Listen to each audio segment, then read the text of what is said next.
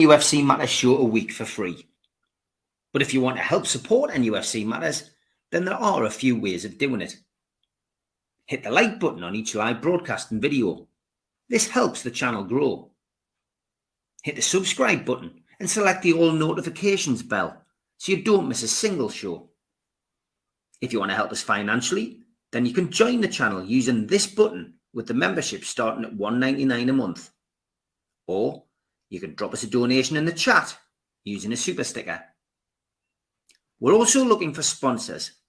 If you'd like your brand advertised on the flyers for the show and featured during the ad break, then email John at nufcmatters.com to arrange today.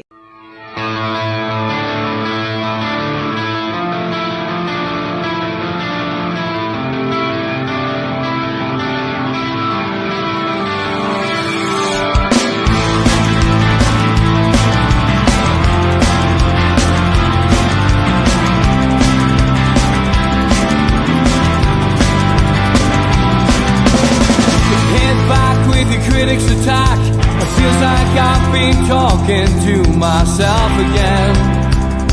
But it's the only way you're ever gonna learn. You look back and it's all in the past. I'm dwelling on the thoughts I cannot say to you. If I don't say the words, then maybe it's not true.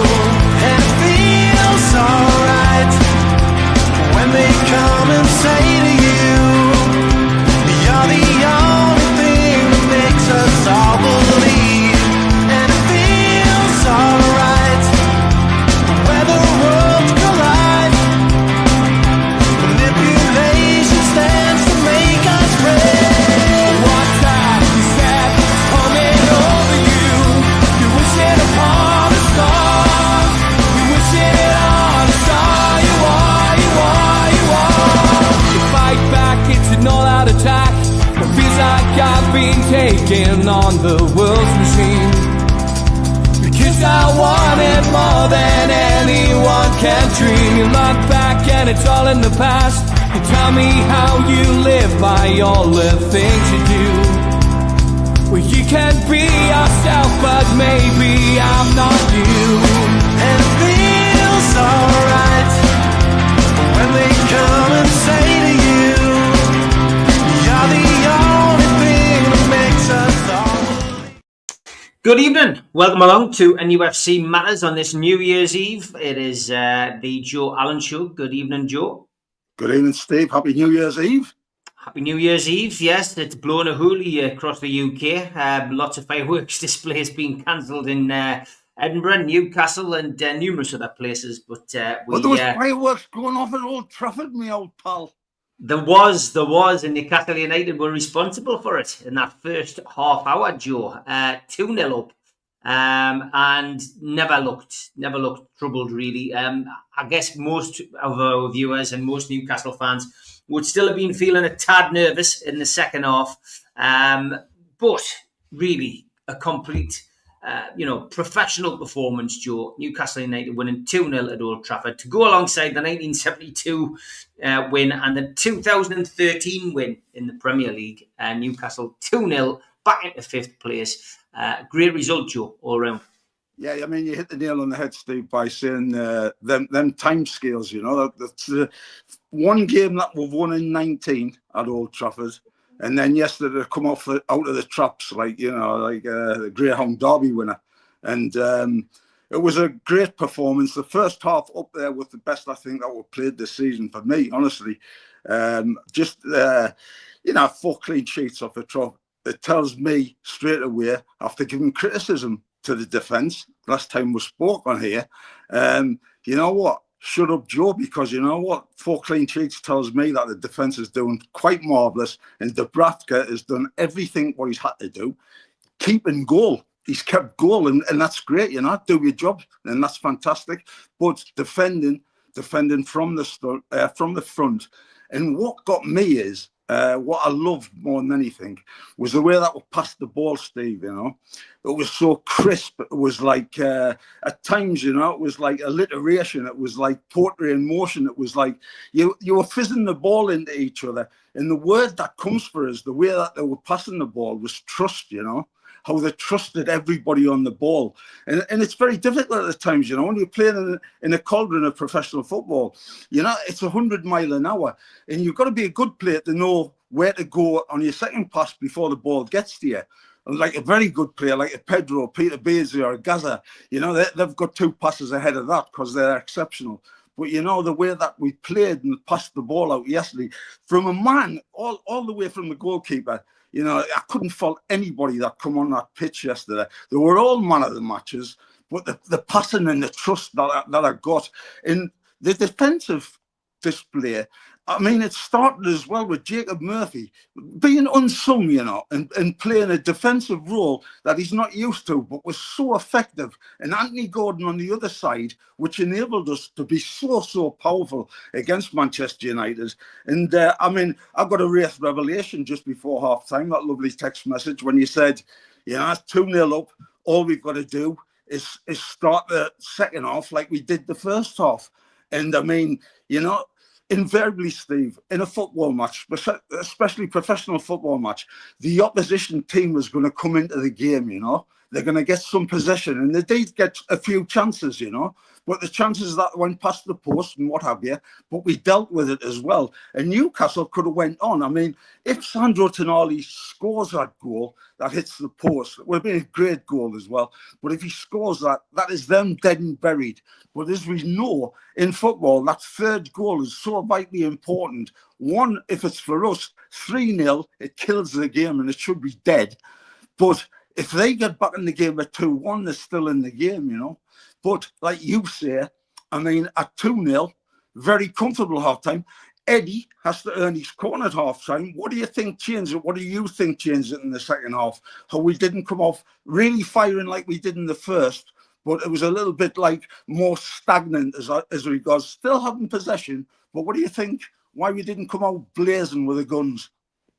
I just think the substitution in the first half changed things. You know, for Manchester United, they were being completely overrun in midfield. And Xerxes, who I guess, you know, it's all about the manager, isn't it? The manager's come in, Amorim thought that he would be, you know, playing well in that position. He didn't play well in that position, and he hooked him. He took him off. He got stick from the crowd. But that substitution saw Mainu come on, and of course, Mainu is, you know, really hit the ground running last year. Played at international level as well. Experienced player. And you know, it's the one thing you probably give Amorim and Manchester United credit for, you know, because Mainu came on and did his job. He put himself about, clearly, you know, put 100% effort in, and it just changed things. I think the second half, Newcastle really were given the remit to you know, really to defend from the front, and I think they did that. I think Newcastle defended really well. I think they were waiting for Rashford to come on. I think if Rashford had come on at some point, I think that they probably would have gone more offensive, and I think Newcastle could have picked them off.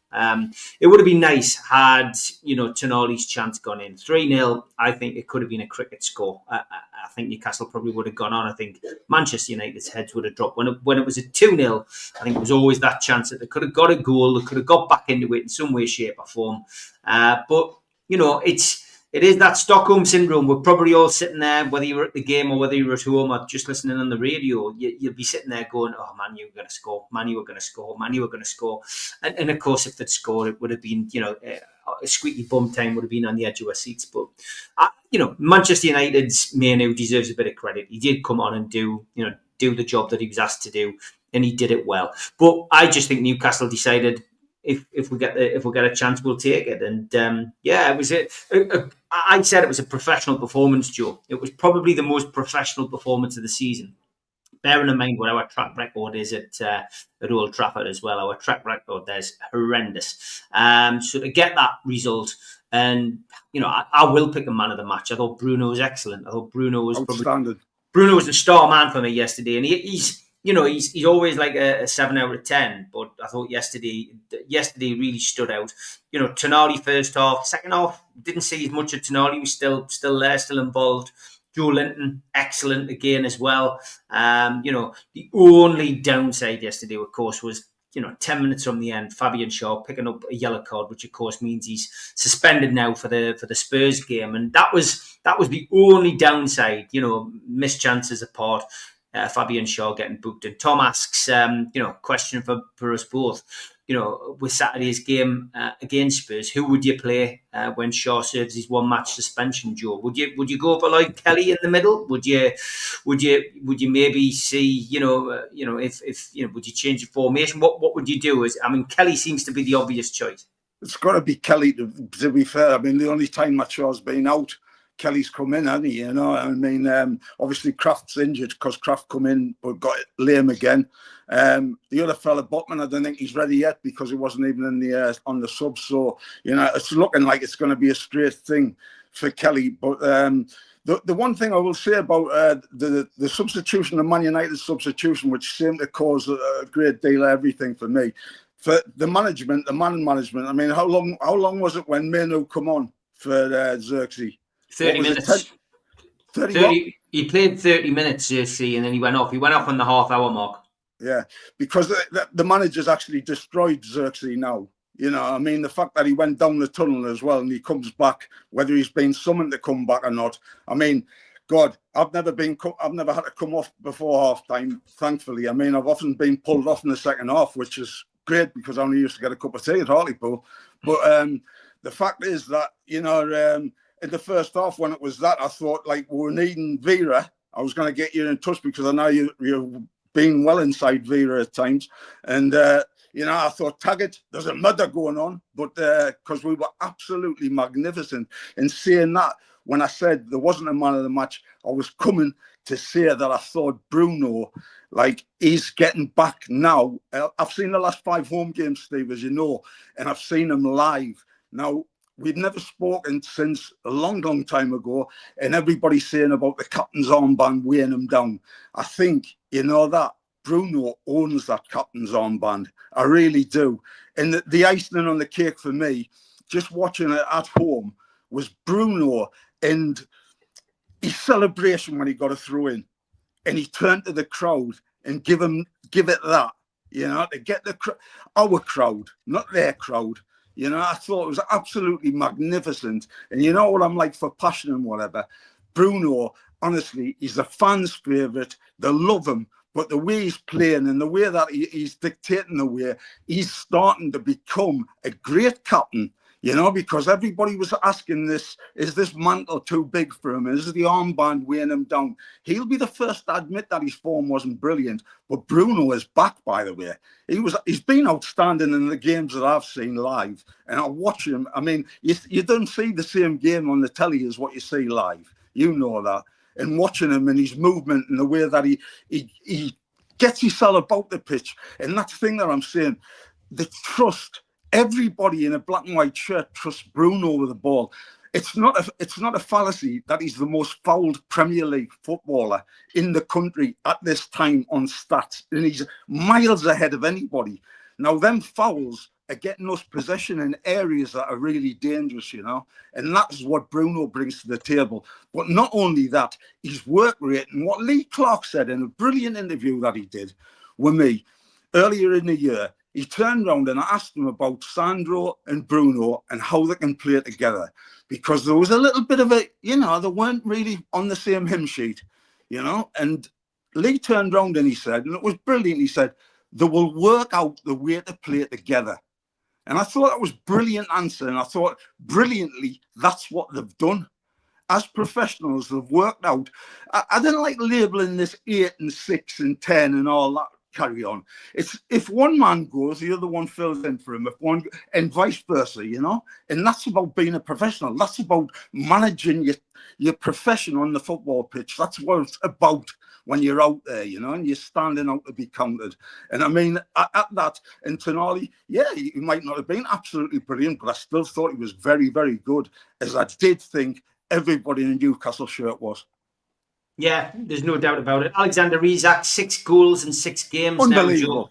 Now, Joe. Unbelievable. And that's a hell of a run, I mean, bearing in mind he was missing a lot of chances. He still missed one last night, by the way. But it's a great run. You've got 6 goals in 6 games, and no, doesn't look like that's going to falter either. He's got his mojo back. What I'll say to you is, on his chance that he missed, right? When you're striking and you're flying in that type of form, you think you can try everything. Sometimes it doesn't come off, but you know his confidence to try that. And yes, he duffed it and it looked crap. But at the end of the day, having that confidence to do that, and if it had come off and the goalkeeper went to ground, I mean, he fluffed it all together. But if the goalkeeper went to ground and it had come off, it would look like, oh, what a worldy finish. You know, the one thing I will say, and I did go to get my hair cut yesterday. I thought I saw you there, but you weren't there. And I did go to get my hair cut yesterday, and there was a guy that come in, sitting in the seat next to us. And I'll tell you what I did last night, just before I spoke to you. I said, I wrote down on a piece of paper I've got in front of us, 2-0 Newcastle United, Isak first goal. And I didn't think that because I'm a professional, I know everything. I got it off this bloke that was in the next barber's chair to us, right? He told us that Isak had scored, would win 2-0, would be brilliant. And he also turned around and said, didn't get too much off the back, joke, a little bit off that side and not off there. So he was right on all accounts. Jamie Carragher last night on Sky, he got the Newcastle United fans backs up, basically saying that, was that an impersonation of Jamie? He basically was worse than that. He was basically saying that he'd been reading the papers and that there was a £150 million price tag on his head, etc. Isaac's he's too smooth and too clever to get drawn into ridiculous speculation like that. And from his perspective, he just turned around and said, I'm in the middle of a season. I'm enjoying my season and I'm enjoying my time at Newcastle United. That's it. I leave that for people like you to discuss. Very smoothly operated by Isaac, as you would imagine. But stirring the pot there, Joe, a little bit. Well, he's probably splitting feathers, which is better than spitting at supporters, I suppose. But hey, I didn't say that. It was I'm just practicing what he's already preached, and probably needed an interpreter at the same time. At the end of the day, Carragher's there, you're listening to Carragher. At least when you're listening to Gary Neville, you're getting a pundit that actually knows what he's talking about, He's good on the ear, but he's also good on the eye, Gary Neville. Not that I fancy him and out like that, but what he says makes sense, and he speaks logic.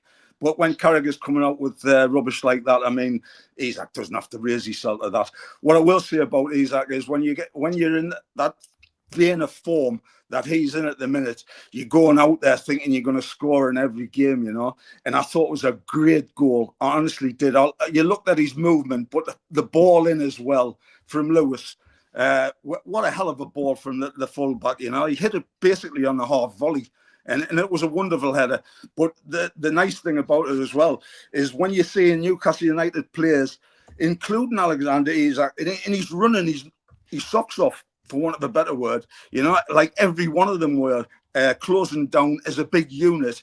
But I mean, Lewis Hall threw his cell at one ball off Mano, which I think was destined for the goal, and it got him right in the Lewis Halls. I mean, Jesus. I mean, his ancestors in London must have felt that one, because I felt it and I was just watching the telly. But it shows you the commitment of the players that they're doing for each other. And when I say that, trust as well, I'm just hoping that when players come in and they change the unity of the side that Eddie started with. Like last night, I thought the substitutions were the right substitutions. If I was going to have a criticism, I would have probably said just a little bit earlier, just a tad earlier, because when they did come in, our possession got better and we became more solid. And it's just the fact that nobody played badly. It's just the amount of legs and the amount of possession that we had. And that's when you need a substitute on the pitch, not because you're getting dragged because you're having a mare.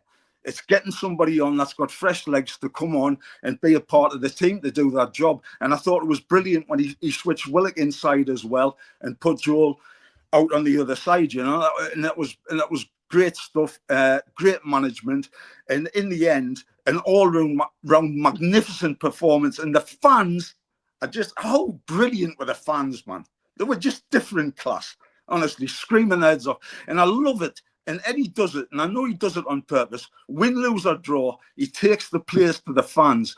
But you know what? I live in my mind, Joel, Big George trying to join in with the lads' songs off the terraces last night. Oh man, it was just, he didn't know any of the words, but you know what? He was giving it a right go, like he does on the pitch. And hey, you know what? You can score now by the cuff sleeve on your shirt.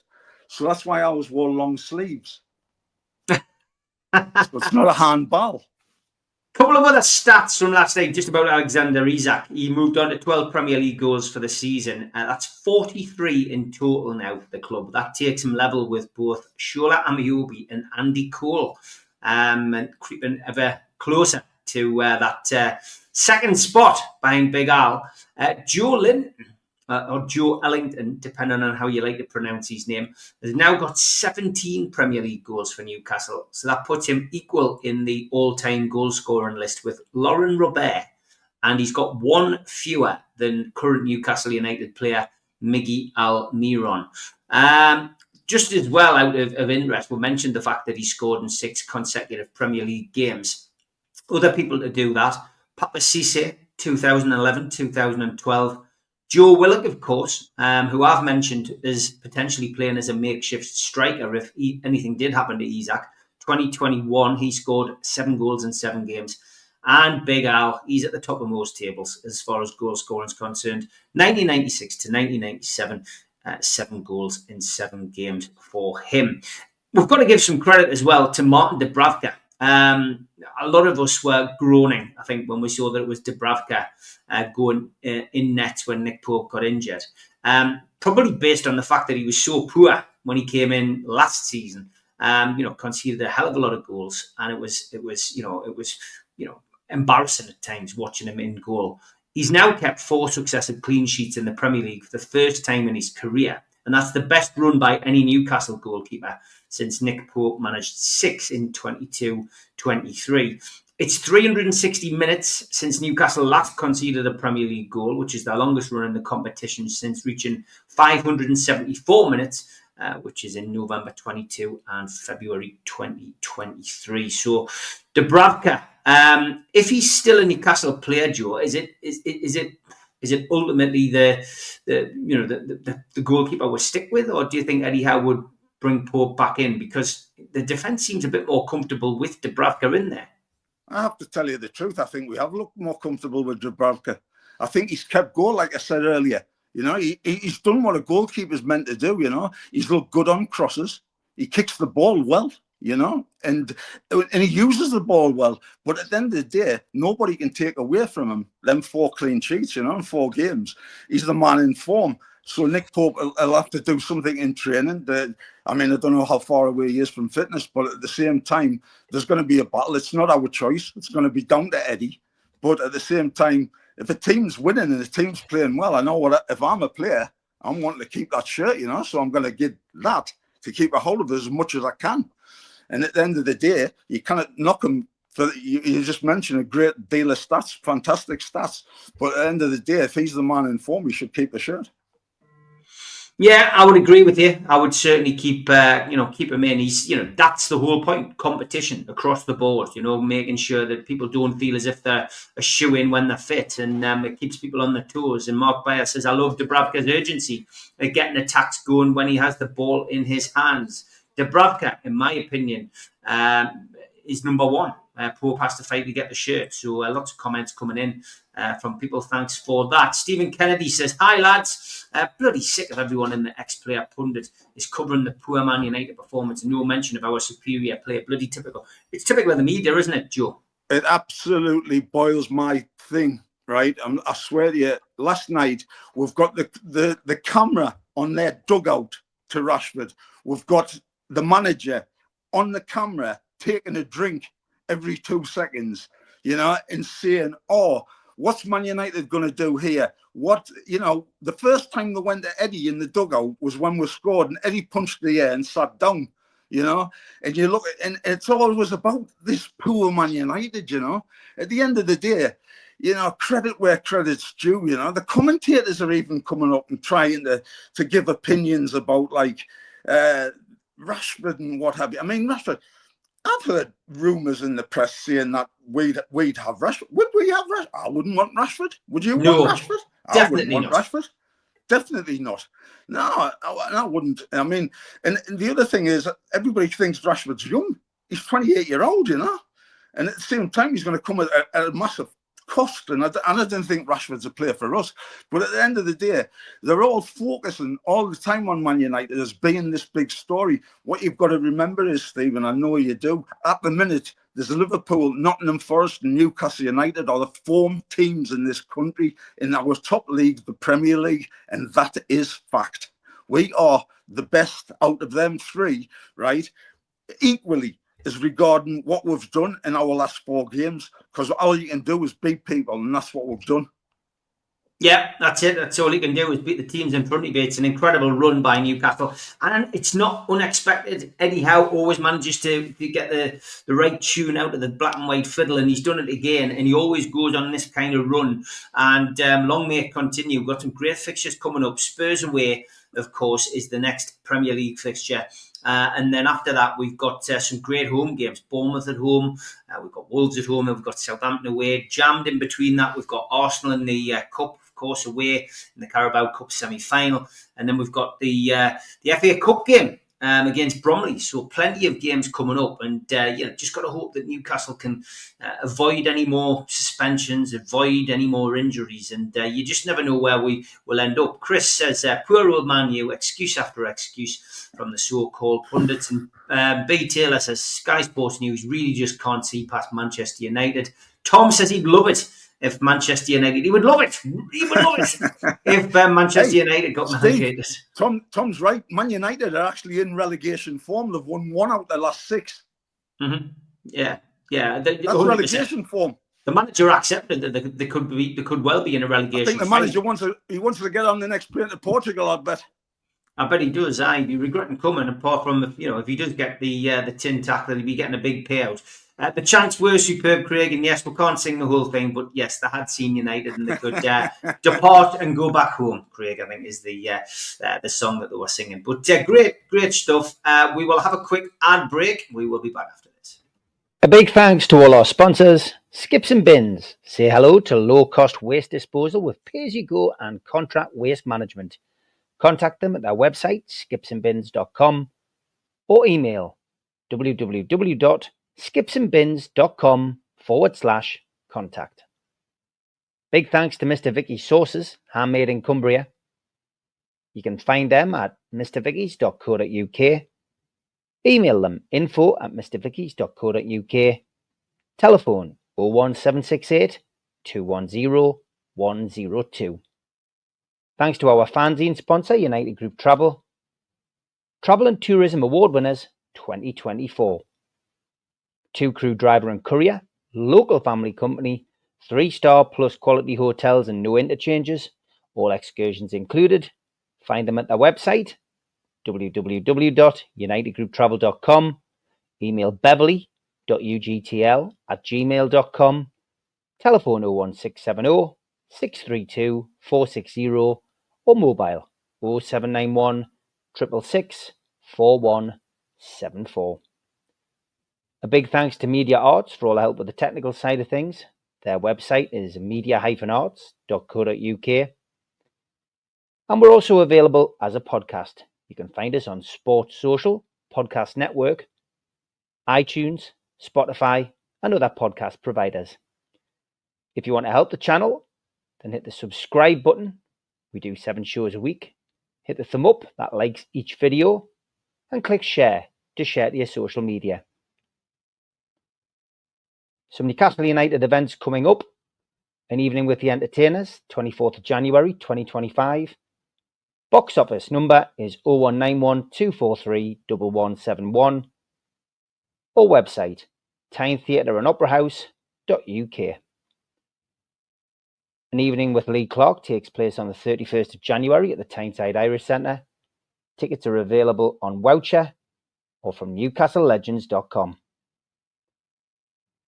An afternoon with Celeste Ferdinand takes place on the 6th of April 2025, 12 p.m. till 4 p.m, and that's at the O2 City Hall in Newcastle. Tickets from www.ticketmaster.co.uk or from Voucher. And did you get a book voucher for Christmas? Then why not buy The Entertainers, 1992 to 1997, Kevin Keegan's Legacy by Will Scott. Priced $18.99, also available from newcastlelegends.com. Okay, welcome back to NUFC Matters. It is New Year's Eve. I'm sure lots of you will be getting ready to party on and see 2025 in. Hope you have a good night tonight with all of that. And Stephen Kennedy says he nearly fell out of his chair when the ad started. He thought I was using Magnus's mic at the beginning. Yeah, it was a little bit loud, Stephen. You've got to put up with that for about a week and a bit now. So unfortunately, it's just the way it is. At least I changed the ads. We're not advertising the Christmas do now. Newcastle play their next game in 2025, the first game of 2025 at the Tottenham Hotspur Stadium. It's a 12:30 start. It is live on TNT Sports.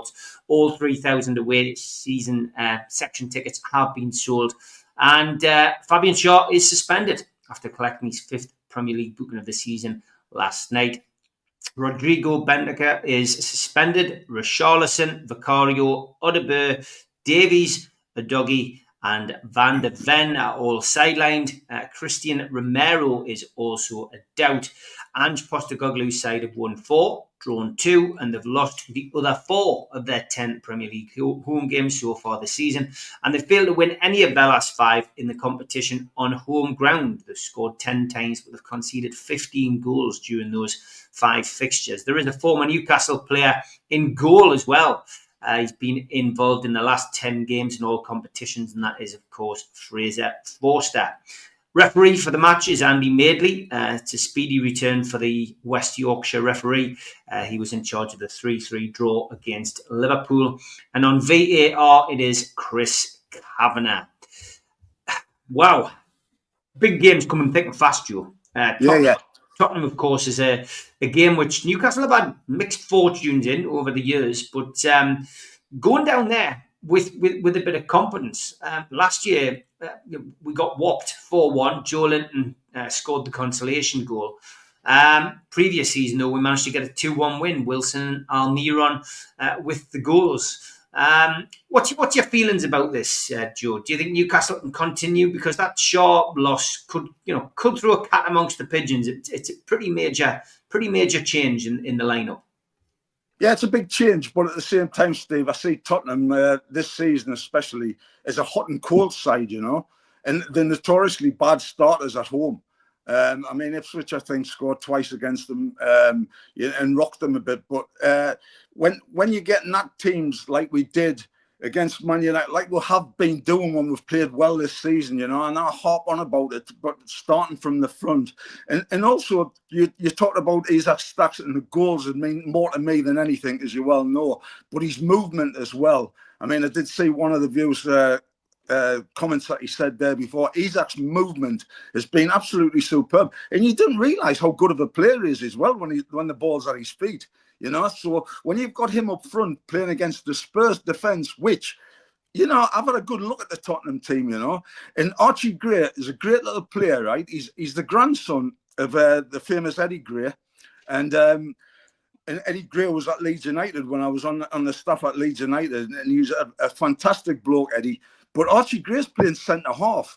Now, if I'm a forward like Isaac, I'm not going to be standing on the other centre half. I'm going to be standing on Archie Gray every single time I get the chance to, because he's not a centre half. But this guy, the Australian geezer, he's putting him in at centre half because he's lost faith, I think, with one of the centre backs. He was another one, the manager that dragged the centre half at half time and said that his attitude stunk and all the rest of it, and hold him over the coals, but the difference is when we're playing against Tottenham and we're getting off to a good start, because at home we've battered them over the few seasons, haven't we?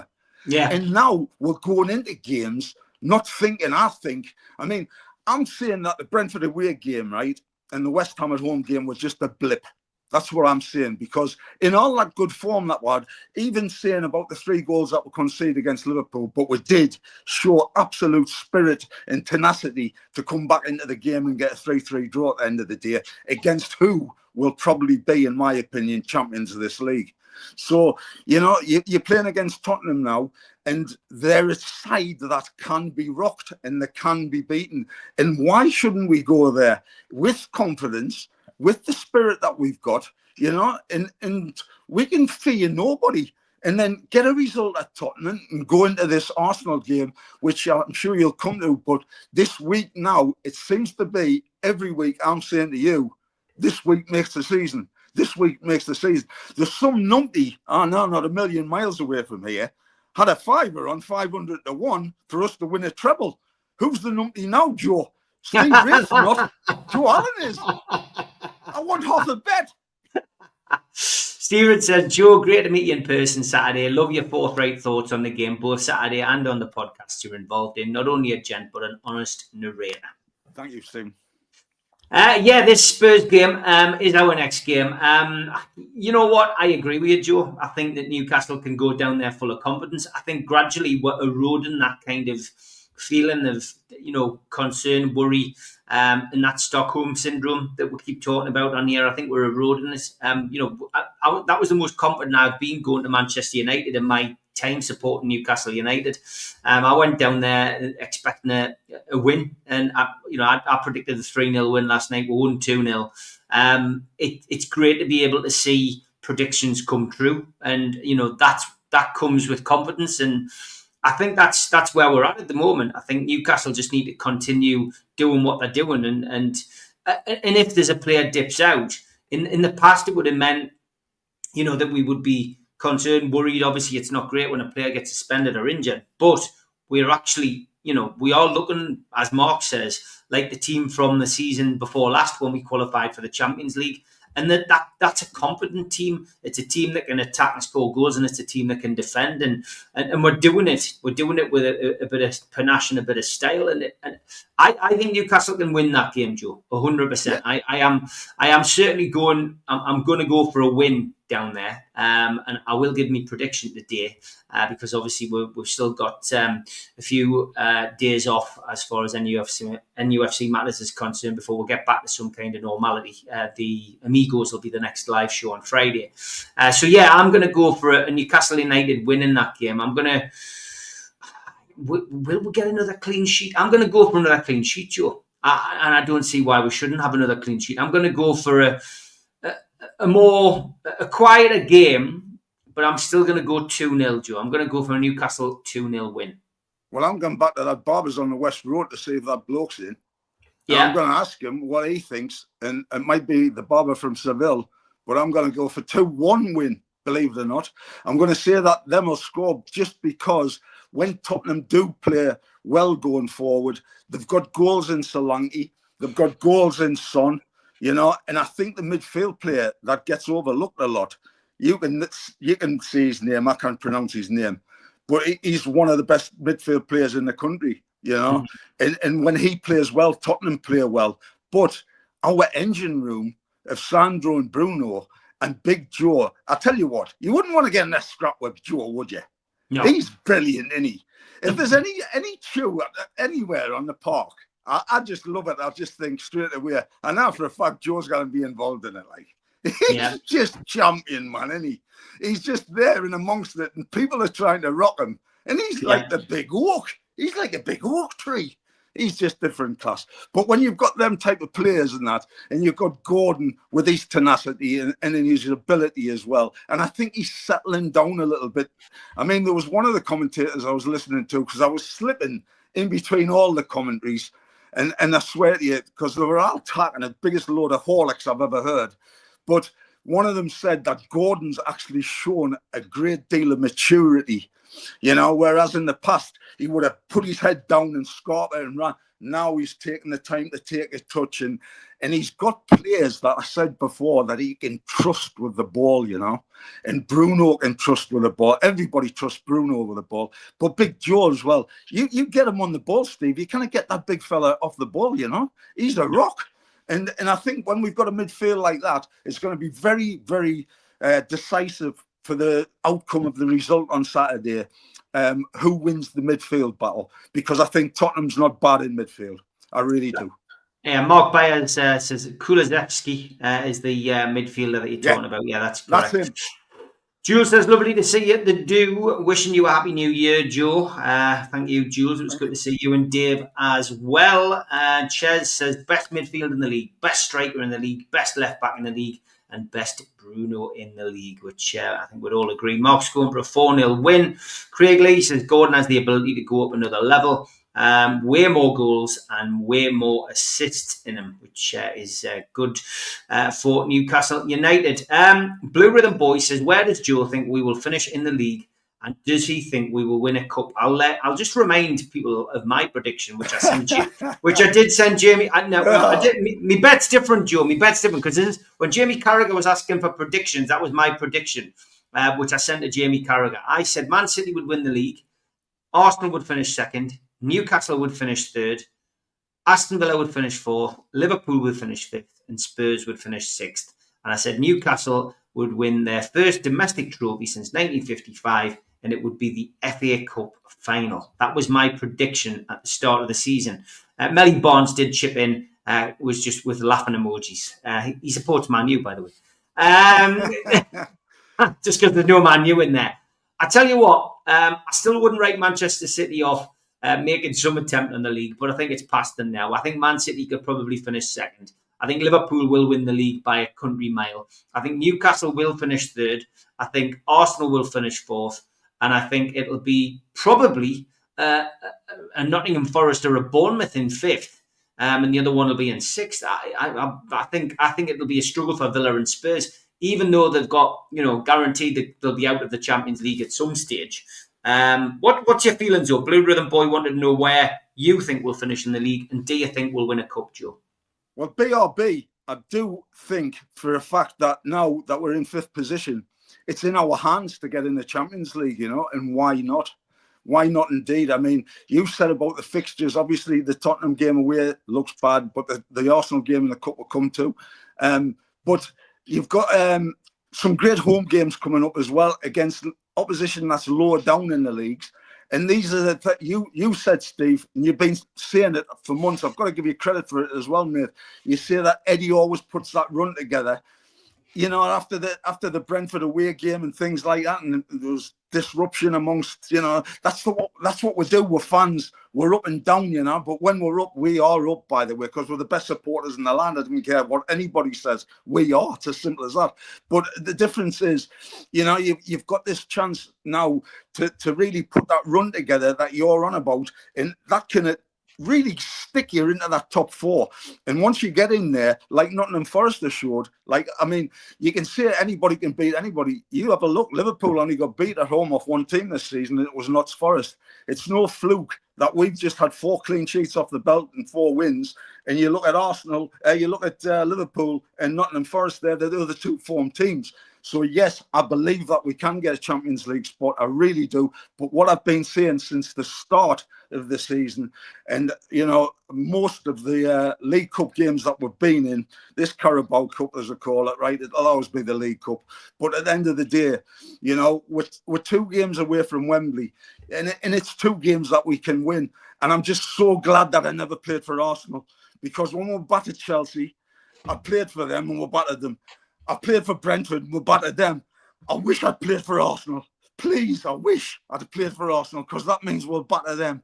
But these 2 games, what I will say, Steve, stay in the tie after this first leg. Stay in the tie at Highbury, whatever they call it these days. That lovely place in London, where they play. Right? Stay in the tie, which means didn't get beat 3-1 or 4-1. If you're going to go down, get beat by a goal. Please get a draw. Even better, pretty please, get a win. Go there and then come to St. James's Park. But come to St. James's Park being in the competition still. Not being 4-1 down or 3-1 down or whatever. We've got to be at St. James's Park with a crowd behind us.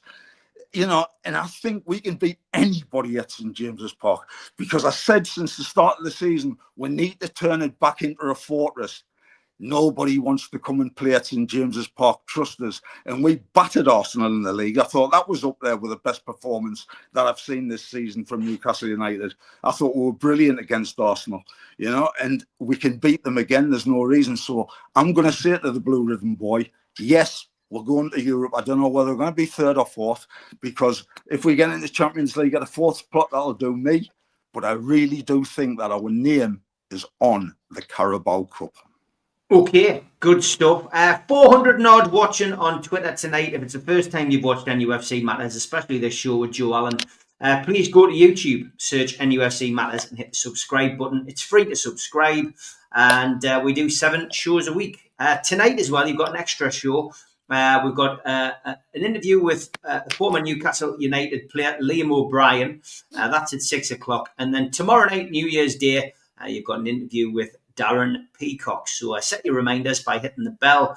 If you've already subscribed, please join in the debate as well. You can always jump onto YouTube and have a chat in the chat. I've got some great moderators in there, some great people, and a lot of people in there who we've met at the Christmas do. Thanks again to everybody who took the time out to come along to that.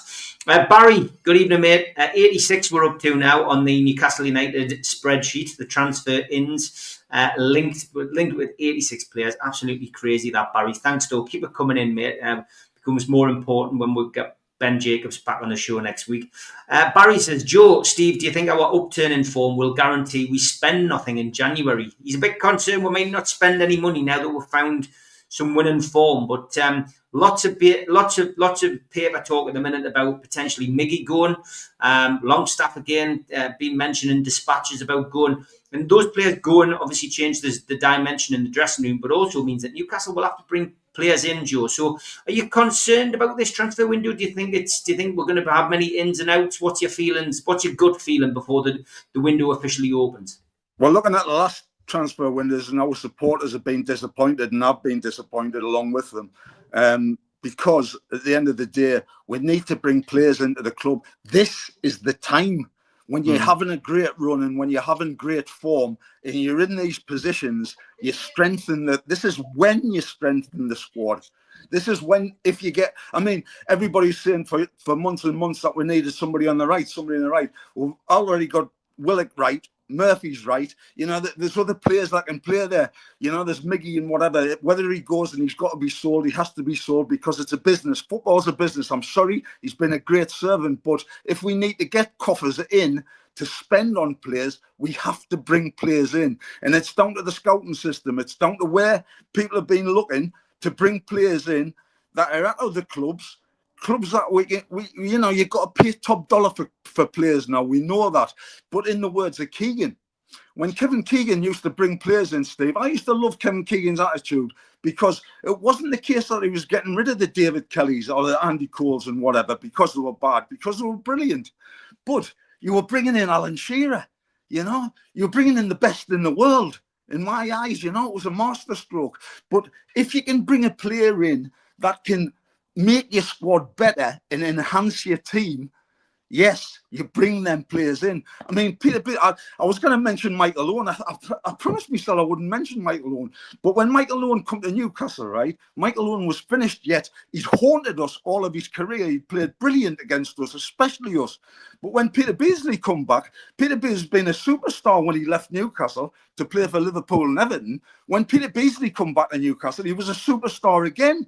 He was brilliant when he come back to Newcastle. So you don't want players that are coming back that are not going to enhance the squad. You need a player to come back that's going to make your squad better, but invariably be putting pressure on players that are holding them positions. Because yes, you want a winning team, and yes, we love to have a winning team, but you want to have the players under pressure to keep the players. I will mention the fact, I wasn't going to mention it, but I'm going to mention it, about Trippier. There needs to be better.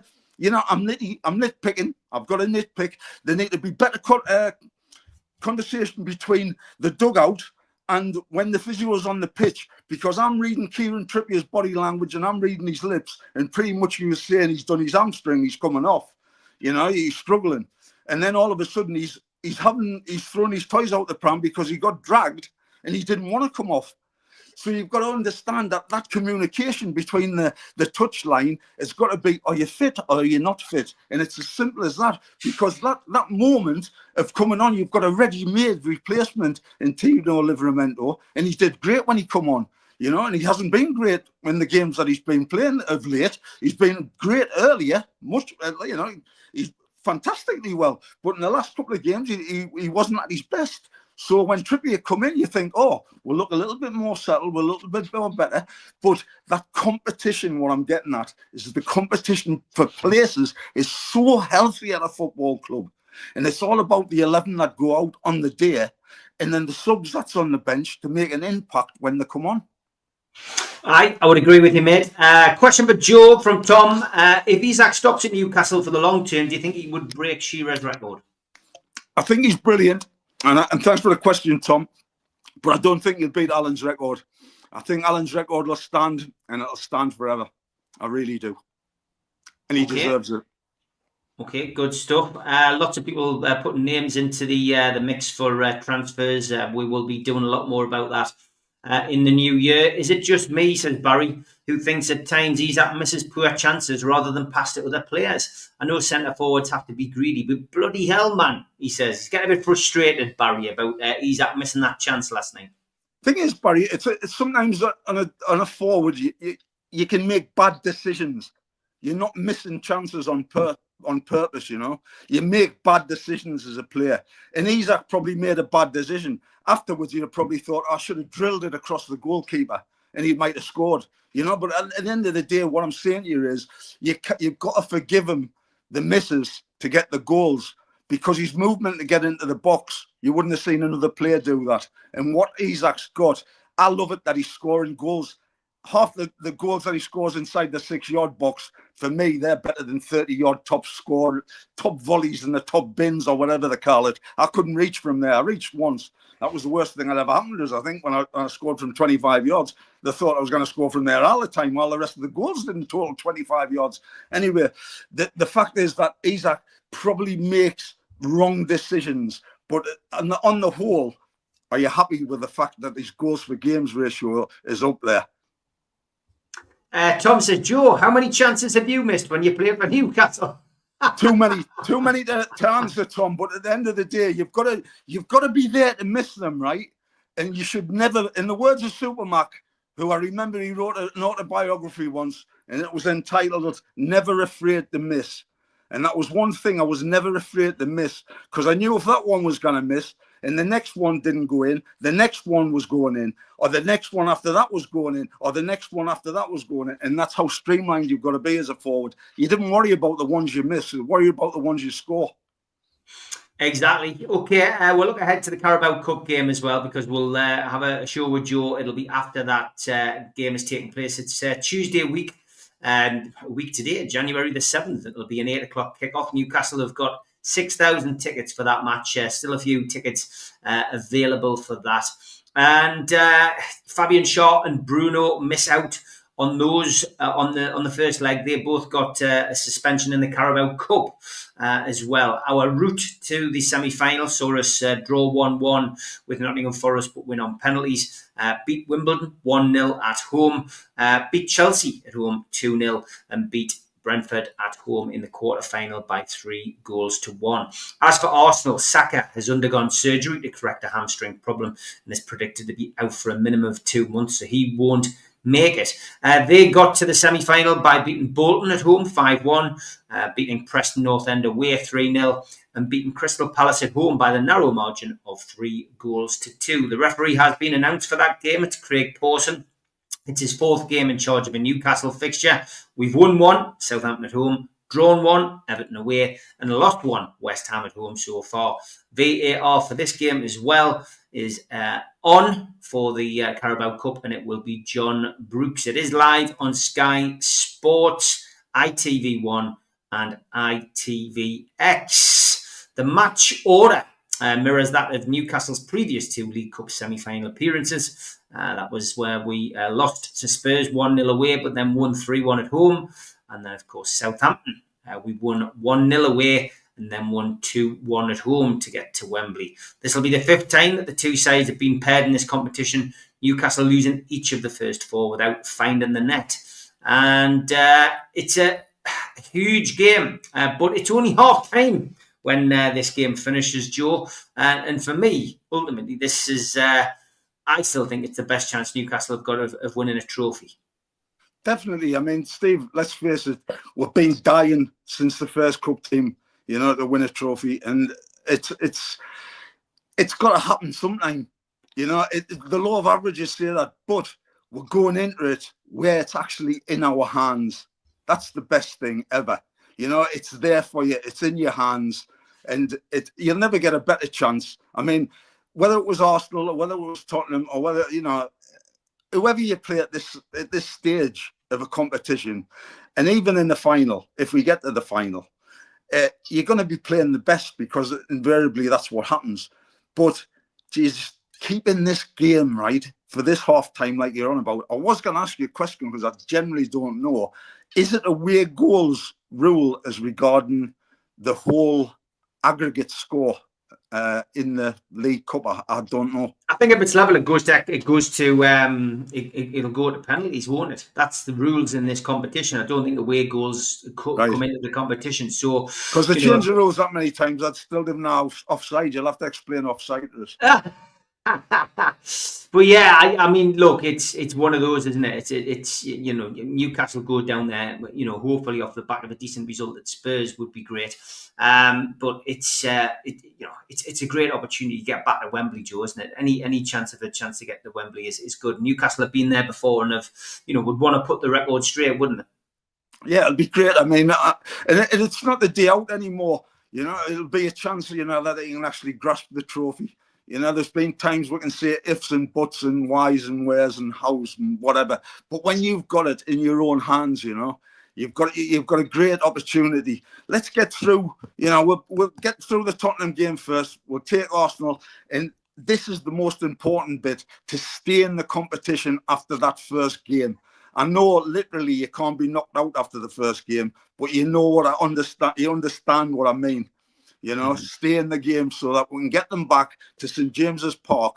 And what a night that's going to be for that second leg, man. Oh, my God, I'm buzzing. Away goals don't count at all in the Carabao Cup semi-finals, just to confirm. Joe, who would you play instead of Bruno at Arsenal? Would you play Longstaff? Would you play Miley? Or would you play Willock? Well, you've got to play one of the ones that's had more games. So, unfortunately, Lewis, he hasn't had much as regarding. I think he played, a 90-minute game in the under-23s or something like that, which is great. But he needs to get more games under his belt before he could come in there, I think.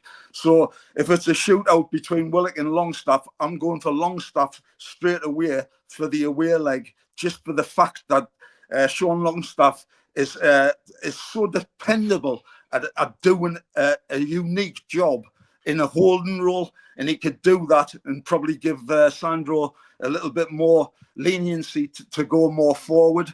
But I think it's more solid to have Sean Longstaff in there. People might not agree with that, but at the end of the day, Sean Longstaff's played 200 times for the first team, and he's never let Newcastle United down once, and he is one of our own. Yeah, interesting stuff. It's a hard one to call.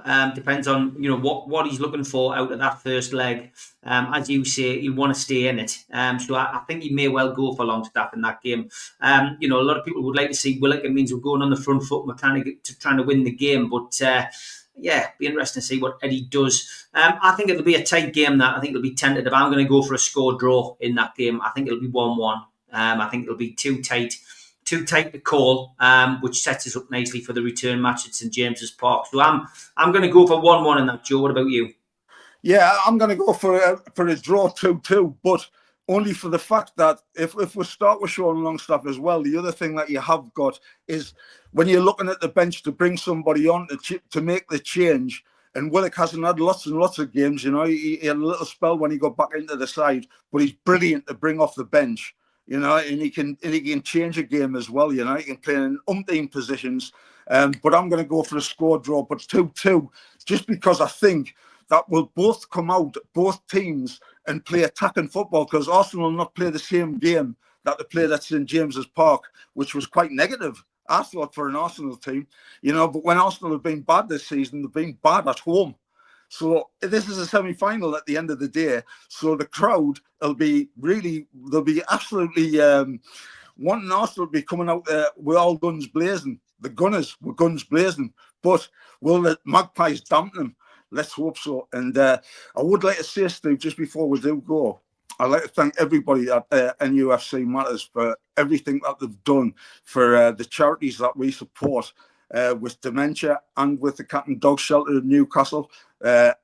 People don't say it enough, but I want to thank, on our behalf, to them from the bottom of my heart, everything that they've done, because it's very, very hard time economically, right? And there's not a lot of money going about. And to dip into the pockets and give to us, I just think, heartfelt, thank you so much. And I wish them all a happy, happy New Year.